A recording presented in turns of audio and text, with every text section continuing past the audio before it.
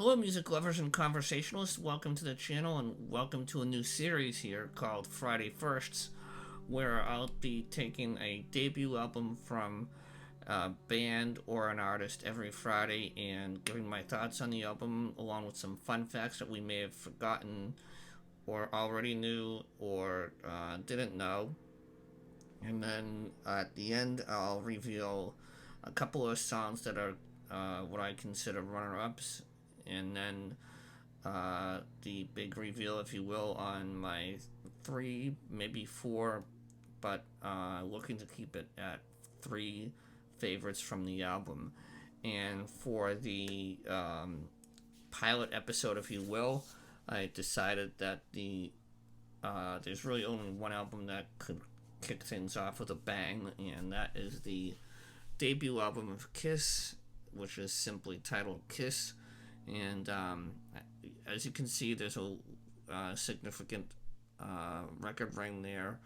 A lot of wear and tear on the album cover.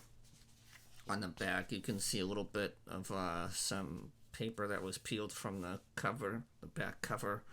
The album sounds great overall. This is not an original pressing. It has Kissing Time on here, and I keep wanting to call it Kissing Cousins. Not sure why. I haven't listened to that Elvis tune in a while, but it's I can see why they put Kissing Time on here, to kind of gravitate towards non-metal, hard rock, glam rock fans. Try to bring them into the fold, if you will. I am on the lookout for a copy of the debut album that doesn't have that particular tune on there. Um, it's definitely an earworm for me, so I tend to skip over that one because I don't want it stuck in my head for what always seems like days on end. This album, from the day that it was released, right from Jump Street, this album went up against some heavy competition in early '74. The album was released on February 18th of '74 and initially sold 75,000 copies. Um, and then in March and April, it was met with three releases from three different bands. The first one was Queen 2, which came out in early March of '74. I believe it was March 8th of '74, Queen's second album. Then a week after that, Aerosmith released Get Your Wings on March 15th. And just a little side note that Get Your Wings is my all-time favorite Aerosmith album. I think that's the best of all their albums put together.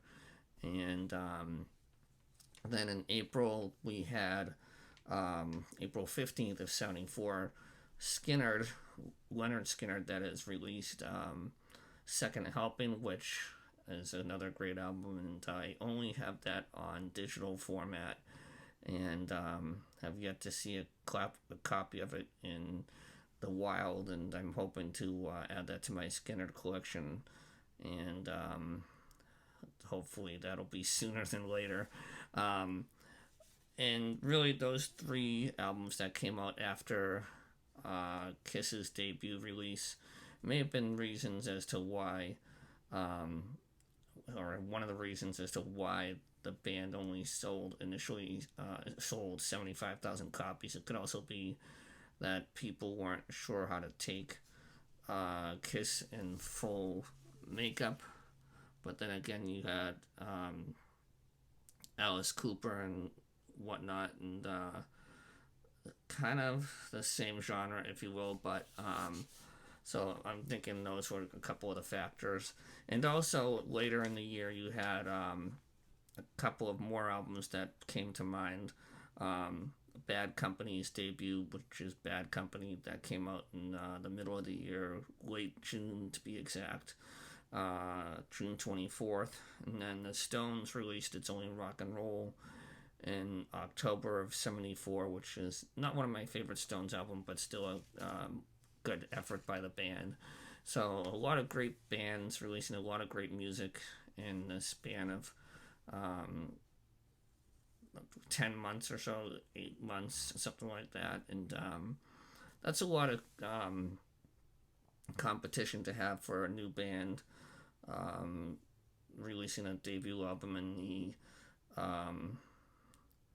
beginning of the year. I would think after listening to it, a couple of songs on the radio, you probably tend to not be as um, big on the album as you were, like, say, in February and early March, and then, say, middle of the year with the summer releases coming around, such as Bad Company, and I'm sure there were a couple of others here and there. You kind of tend to forget about your earlier releases that you picked up, and I know I do sometimes, and I kind of find myself saying, what came out earlier in the year? What did I get in January? What did I get in February?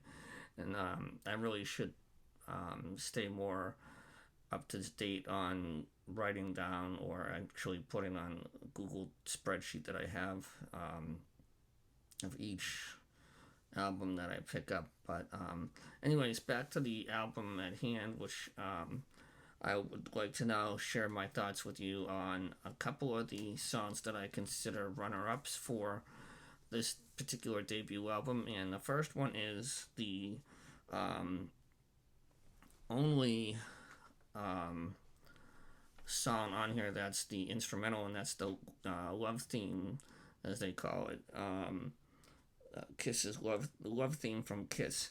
And this really gives the listener a taste of what kind of musicians the band is.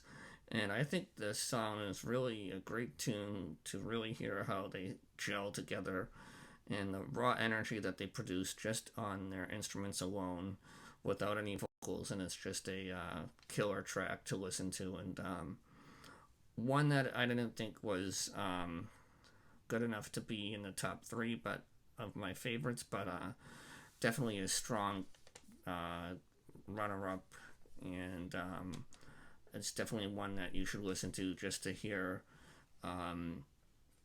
the band without any doing a song without any lyrics. It just sounds like they were jamming in the studio and just let the tape run, and it sounds like they had a great time doing so. The next song, this one is one that I know is a fan favorite for live shows with Gene's fire-breathing stunts, and it is Firehouse. I know the song was written by Paul, I believe. I think it was when he was in high school, from what I remember reading, and it's just a great tune. A lot of upbeat tempos, great guitar licks and riffs in there. And I know that when I saw Kiss back in the late 90s, like 96, 97, right around there, I don't think they played this one live, and I wish they had, but it's just a fun song all around, and that's why it's a strong candidate for the top three, but fell into the runner-up category, if you will. And now for the three songs that I consider to be the strongest and my favorites from the debut album of Kiss. And coming in at number 3 is a Gene tune, and it's Nothing to Lose. This song is just a great tune to put anyone in a good mood who's feeling down or discouraged or whatever. It really makes me feel better, and after listening to it, and it's just such a great song with a lot going for it. It's actually the first Kiss song to feature a non-Kiss member, and that honor goes to Bruce Foster, the piano player on here, and that is what really made the song stand out to me, is the piano works and skills that Bruce Foster shows on this album, and it's just a great tune.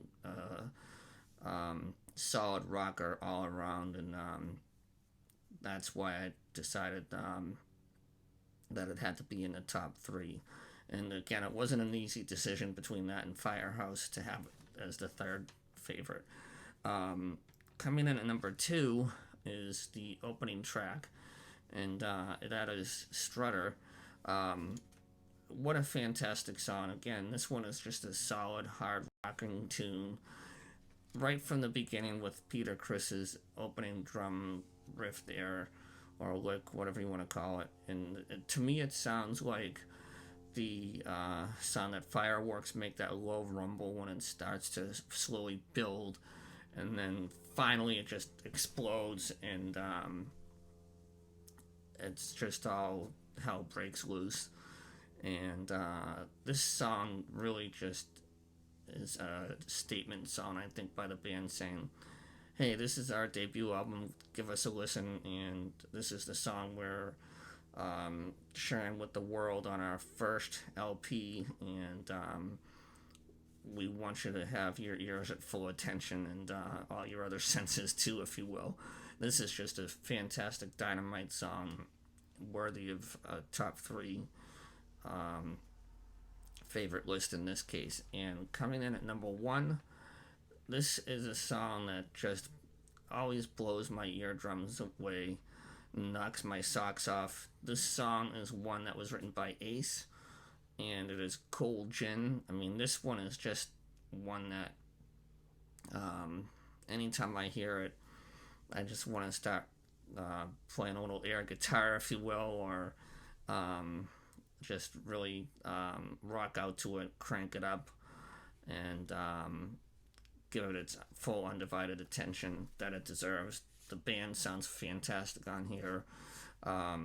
Just a great tune to listen to, and always gets the adrenaline flowing. So there's my take on Kiss's debut album. And once again, here's the somewhat or more somewhat beat up than not album cover of the debut.